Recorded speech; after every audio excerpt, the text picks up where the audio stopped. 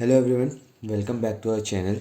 काफ़ी टाइम से हमने कोई वीडियो अपलोड नहीं की थी, तो आज जो वीडियो होने वाली है वो पीडियाट्रिक्स कुमार भृत्ति पे होने वाली है। थर्ड ईयर का एक बहुत इंपॉर्टेंट टॉपिक है, नवजात शिशु परिचर्या। इसका हम देखेंगे क्योंकि मोस्टली एग्ज़ाम में पूछा जाता है। इस साल थर्ड ईयर के एग्ज़ाम में उत्तराखंड में यूएसी में भी पूछा गया था। उत्तराखंड आयुर्वेदिक यूनिवर्सिटी में भी 10 मार्क्स के लिए, मे बी कोई और स्टेट में अगर 20 मार्क्स के क्वेश्चन अभी भी आते हैं तो उसमें भी ये बहुत इंपॉर्टेंट टॉपिक है। काफ़ी इजीली कवर हो सकता है, बट थोड़ी सी इसको याद करने में प्रॉब्लम रहती है, जो हम इजीली सॉर्ट आउट कर देंगे। तो जो आज का टॉपिक है वो नवजात शिशु परिचर्या है।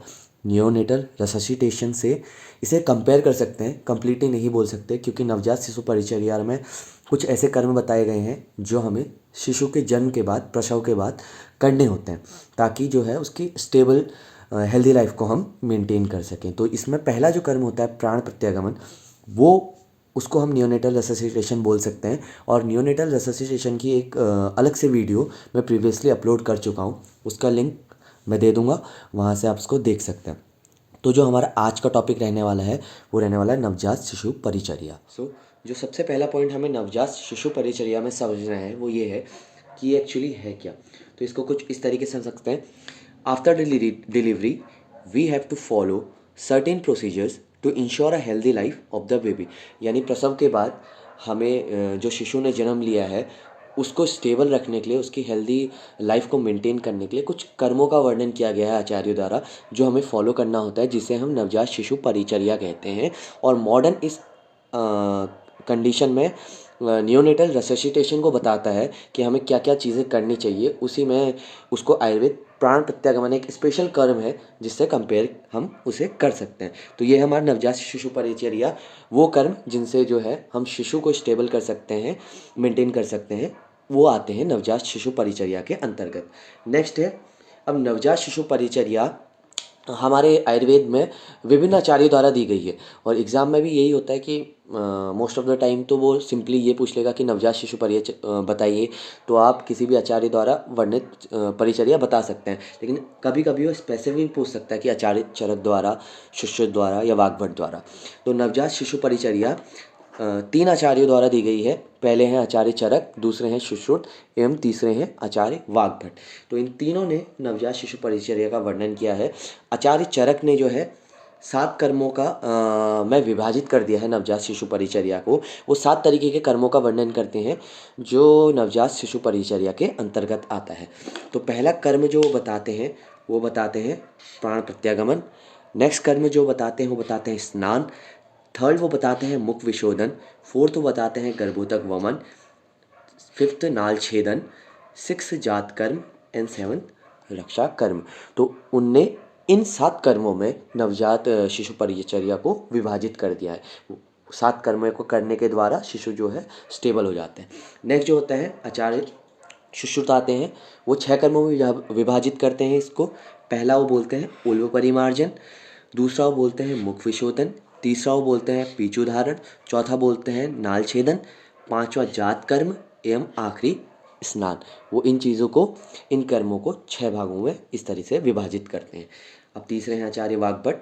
आचार्य वाग्भट नवजात शिशु परिचर्या को जो है 8 कर्मों में विभाजित करते हैं। पहला है उल्व परिमार्जन, दूसरा प्राण प्रत्यागमन, तीसरा नाल छेदन, चौथा स्नान, पीचुधारण, छठा वो बताते हैं स्वर्ण प्राशन, सातवां गर्भोदक वमन और आठवां जात कर्म। तो वो इन 8 कर्मों में विभाजित करते हैं। अब ये कर्म है क्या, थोड़ा सा अब इनका, क्योंकि अगर डिटेल में बात करेंगे तो वीडियोस बहुत लंबी हो जाने वाली है, तो हम थोड़ा सा इंट्रोडक्शन कर्मों का दे देंगे। लेकिन पहले जो मेन मुद्दा है वो है कि इन तीनों आचार्यों के कर्मों को याद किस तरीके से करना है, क्योंकि काफ़ी आचार्य के कर्म मैच करते हैं। तो ऐसा काफ़ी बार होता है कि हम चरक के सुश्रुत में लिखा है, सुश्रुत के वाग्भट में लिखा है, तो ये मिस्टेक ना हो, इसके लिए हम एक इजी मेमोनिक्स द्वारा याद करेंगे। तीनों कर्मों को 10 मिनट में हमें याद हो जाएंगे। तो नाउ नेक्स्ट, अब आते हैं हम अपने मेमोनिक वाले पार्ट में, जो कि हमने यहाँ नोट कर रखी है कि किस तरीके से हम तीनों आचार्यों के इन कर्मों को याद कर सकें। तो पहला, अब हमें याद कैसे करना है, इंडिविजुअल हमें याद नहीं होगा तो हमें ऐसे याद करना है कि आचार्य चरक एक स्टेटमेंट बोलते हैं रिगार्डिंग टू नवजात शिशु परिचर्या। वैसे आचार्य सुश्रुत भी एक स्टेटमेंट बोलते हैं रिगार्डिंग टू नवजात शिशु परिचर्या। एवं आचार्य वाग्भट भी एक स्टेटमेंट बोलते हैं रिगार्डिंग टू नवजात शिशु परिचर्या। तो सबसे पहले आचार्य चरक जो 7 कर्मों में विभाजित किया है वो किस प्रकार बोलते हैं। आचार्य चरक बोलते हैं प्राण स्नान करने से मुख गर्भ नाल जात की रक्षा होगी। तो आचार्य चरक क्या बोलते हैं, अगर आप प्राण स्नान करेंगे तो मुख गर्भ नाल जात की रक्षा होगी। तो अब इसे डिकोड करते हैं। 7 कर्मों में उनने विभाजित किया था। तो प्राण से हम क्या करेंगे, प्राण प्रत्यागमन त्यागमन, ये आ गया हमारा पहला। स्नान से स्नान हो जाएगा सेकंड। थर्ड, मुख से मुख विशोधन, आप यहाँ से इसको ऊपर से मैच कर सकते हैं वीडियो पॉज करके। प्राण प्रत्यागमन, स्नान, मुख विशोधन। 3 आगे। गर्भ से हमारा आ जाएगा गर्भोदक वमन। तो ये आ जाएगा गर्भोदक वमन। यहाँ पर क्लियर नहीं होगा तो मैं टेलीग्राम में भेज देता हूँ इन नोट्स को, तो आप वहाँ चेकआउट कर सकते हैं। नेक्स्ट, नाल से हमारा क्या आएगा, नाल छेदन। नाल छेदन, ये देखिए 5th कर्म जो है नाल छेदन आ गया 5th। जात से हमें याद रखना है जात कर्म, ये हमारा 6th कर्म है जात कर्म। नेक्स्ट, रक्षा से हमें क्या याद रखना है, रक्षा कर्म, जो हमारा 7वां कर्म है, यानी रक्षा कर्म। एक सेंटेंस से हमें आचार्य चरक के याद हो गए। बस आपको ये याद करना है कि आचार्य चरक ने क्या बोला है, प्राण स्नान करने से मुख गर्भ नाल जात की रक्षा होगी। यहाँ पे हमें याद हो गया आचार्य चरक का। नेक्स्ट बढ़ते हैं आचार्य सुश्रुत की ओर। तो आचार्य सुश्रुत भी एक स्टेटमेंट देते हैं अपना, वो बोलते हैं उमुख पर नाल जात स्नान कराएं, यानी उमुख पर नाल जात स्नान कराएं। मुख पर याद कर सकते हैं बट वो एक ट्रिक बनाने के लिए हमने यूज़ कर रखा है। तो उमुख पर वो बोलते हैं नाल जात स्नान करवाएं। तो यहाँ पे इनको 2 पार्ट में डिवाइड करेंगे। ऊ से वही उल्व परिमार्जन पहला, मुख से मुख विशोधन नेक्स्ट। पर से हमें याद करना है पीछू धारण। आप साथ साथ यहाँ पे मैच कर सकते हैं, उल्व परिमार्जन, मुख विशोधन, पीछू धारण। नाल से नाल छेदन, जात से जात कर्म, और स्नान से स्नान। यहाँ पे हमारे आचार्य सुश्रुत ने 6 बताए थे। देखिए पहला, ऊ से उल्व परिमार्जन, मुख से मुख विशोधन, पर से पीछू धारण, नाल से नाल छेदन, जात से जात कर्म एवं स्नान से स्नान। यहाँ पर हो गए 6। आचार्य सुश्रुत ने बोल दिया उमुख पर नाल जात स्नान कराएं।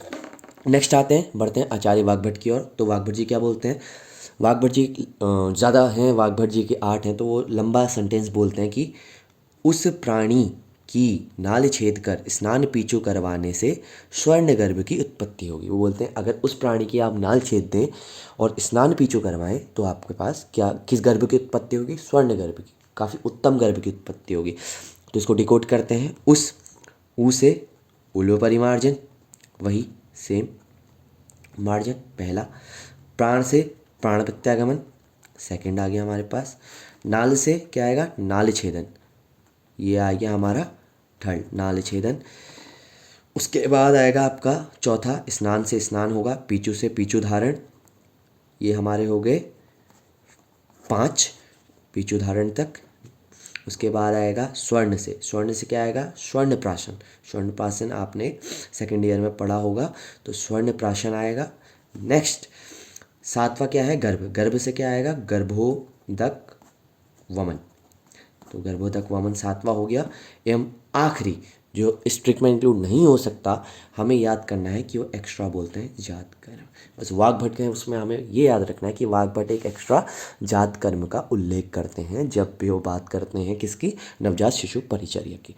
तो तीनों की बेसिस से हमें एक सेंटेंस याद रखना है, उससे क्वेश्चन बहुत आसान हो जाएगा एवं लिखने में बहुत ईजी रहेगा। तो आई होप कर्म तो अब याद हो गए हैं, बस थोड़ा सा इन कर्मों के बारे में बेसिक चीज़ें हम देख लेते हैं, क्योंकि पूरा अगर ये टॉपिक चाहिए तो आप नेक्स्ट मेरे को कमेंट्स में बता सकते हैं।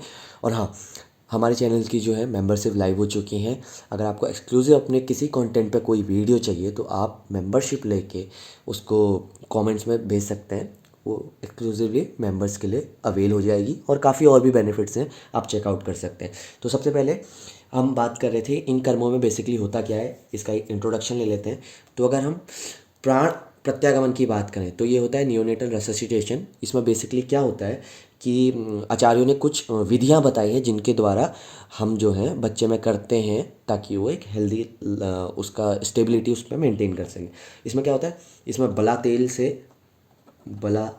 तेल अभ्यंग के बारे में बताया है। कर्णमूल के पास जो है पत्थरों में ध्वनि बजाने, कान के पास पत्थरों को पीट के ध्वनि करनी है। उसके उसके सॉरी उसके बाद कृष्ण कपालिका स्वरूप से हवा करने को बोला गया है।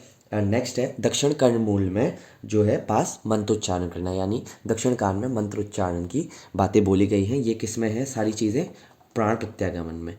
और इसके बाद अगला अगला हम बात करें स्नान का, तो बेसिकली स्नान करवाना है बालक को, जब सम्यक रूप से स्टेबल हो जाए उसके बाद स्नान करवा दीजिए बालक को। नेक्स्ट हमारा आता है मुख विशोधन। मुख विशोधन में क्या करते हैं हम, अंगुली जो है उसके ऊपर रुई लपेट के उसके तालु कंठ वगैरह को साफ करने की जो विधि है उसे हम बोलते हैं मुख विशोधन। नेक्स्ट हमारे पास आ जाएगा आपका गर्भोदक वमन।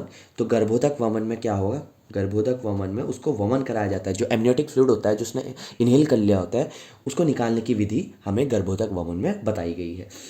गर्भोदक वमन आपका हो गया। नेक्स्ट आएगा आपका नाल छेदन। नाल छेदन आप सभी को बेसिकली पता है, अम्बिलिकल कॉर्ड की कटिंग करना। नाल छेदन स्वर्ण आदि किसी भी धातु से बनी हुई किसी भी चीज़ से नाभि से 8 उंगल नाभि नाप के 8 उंगल नाभि नाप के उसको कट करना और बात देना, ये आता है आपका नाल छेदन में। नेक्स्ट आता है आपका जात कर्म। जात कर्म के अंतर्गत क्या बताया गया है, मधु एवं घृत को अभिमंत्रित कर शिशु का लेहन कराकर दक्षिण स्तनपान से दुग्धपान कराना, ये आपका आता है जात कर्म में। तो जात कर्म बेसिकली ये है, उसको पहली बार स्तन्यपान कैसे कराना है, स्तन्यपान कैसे कराना है इसकी विधि जात कर्म है।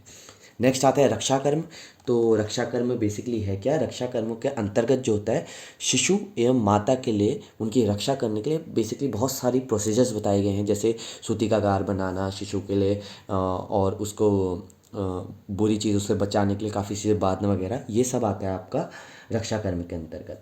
नेक्स्ट आता है आपका उल्व परिमार्जन। उल्व परिमार्जन का सिंपल सा अर्थ है जरायु को हटाना, यानी प्लेसेंटा, रिमूवल ऑफ प्लेसेंटा, इसकी जो विधि है वो उल्व परिमार्जन के अंतर्गत आती है। नेक्स्ट आता है हमारा पीचुधारण। पीचुधारण यानी आपका मुख में करपास की रुई से जो है पीचुधारण करवाया जाता है, स्नेह युक्त करपास से पीचुधारण करवाना, वो आता है पीचुधारण के अंतर्गत। उसके बाद आता है आपका स्वर्णप्राशन। स्वर्णप्राशन की विधि जो है वो सिंपल सी है कि आपका मधु आदि चीज़ें मिश्रित कर कर पत्थर पे उसको घिसते हैं जिस दिशा से सूरज आता है उस दिशा की ओर, तो उसको हम बेसिकली बच्चे को चटाया जाता है, उसे हम स्वर्णप्राशन विधि कहते हैं। स्वर्णप्राशन अपने आप में एक बहुत बड़ी विधि है, तो इसके रिगार्डिंग कुछ भी अगर आपको अलग से टॉपिक पे वीडियो चाहिए होगी तो वो बेसिकली अपलोड हो जाएगी। सो आज के लिए इतना ही। Thank you for watching. और अगर आपको पसंद आया तो प्लीज़ लाइक करें, कमेंट करें, शेयर करें और सब्सक्राइब ज़रूर करें।